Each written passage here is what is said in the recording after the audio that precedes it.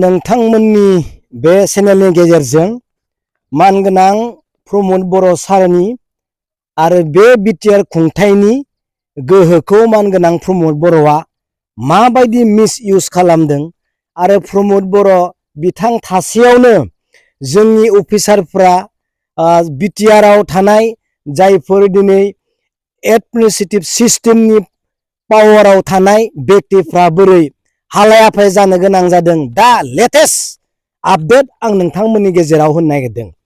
जोंहा दा मा नभेम्बर दा 28 नै थांनाय अक्ट'बर दानाव मोनसे नटिफिकेशन ओंखारदों।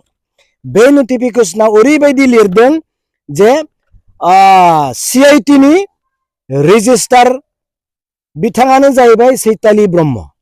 बिथाङानो दासिमबो रेजिस्टारावनो दङ, रेजिस्टार बिबानावनो दङ, नाथाय बिथांनि पावारखौ बिथांनि गोहोखौ सासे OSD बोख्लायनानै गावनियावनो गाव लाइजाम लिरदों। बिथांनि जायफोर पावार बिथांनि जायफोर बिबान मावनांगौ दङ बे पावारखौ आं लानाय जाबाय होननानै गावनो लिरनानै पावार गैयै खालामदों CIT नि सासे रेजिस्टारखौ। बे रेजिस्टारनि मुङानो जाबाय चैतालि ब्रह्म आरो जाय पावार लादों बिथाङा जाबाय प्रफेसर BN फारिदा। बिथांखौ जों सिनाया, नाथाय चैतालि ब्रह्म बिथांखौसो जों सिनायो। अबा नायदो इडुकेशन नि सासे मिनिस्टार हिसाबै बा चिफ हिसाबै मानगोनां प्रमद बर' बिथाङा दिनै बे CIT निनो सासे मेम्बार।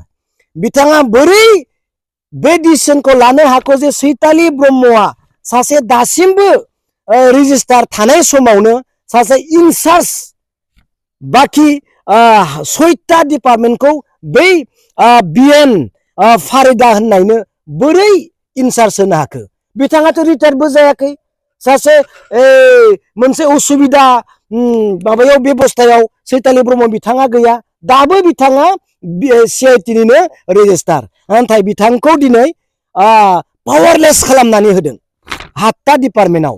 अब्ला जों दिनै बुंगोन दिनै मानगोनां प्रमद बर' बिथांनि पावारा मेगन देखायावनो नायजेर गोथां दिनै जोंनि सानथाम सानब्रैसोनि आगोल बे लेखा ओंखारनायखौ जों नुनो मोनबाय। अब्ला दिनै जोंनि मानसिया नुनानैबो नुयै बायदि, मोनथिनानैबो मोनथियै बायदि दिनै बेबायदि ओंखारनाय लेखाखौ मानो थाखाय ओंखारनो मोनखो, मानो थाखाय पावारलेस खालामदों, रेजिस्टार थासेयावबो मानो गुबुननो इनचार्ज होदों, बेखौ बुंनायाव आंखौसो गाज्रि मोनगोन। नाथाय मानो खालामदों, खालामग्राखौ दिनै गाज्रि मोननाय नङा, बिसोरखौसो मोजां मोनगोन जोंनि मानसिया। बिनिखायनो मानगोनां प्रमद बर' बिथांखौ जों बेखौनो खावलायबाय थायो जे नोंथाङा BTC खौ पावारफुल खालाम, गावनि आखायाव लाखि, पावारफोरखौ नोङो मोजाङै इउटिलाइज खालाम होननानै जों बुंबाय थायो।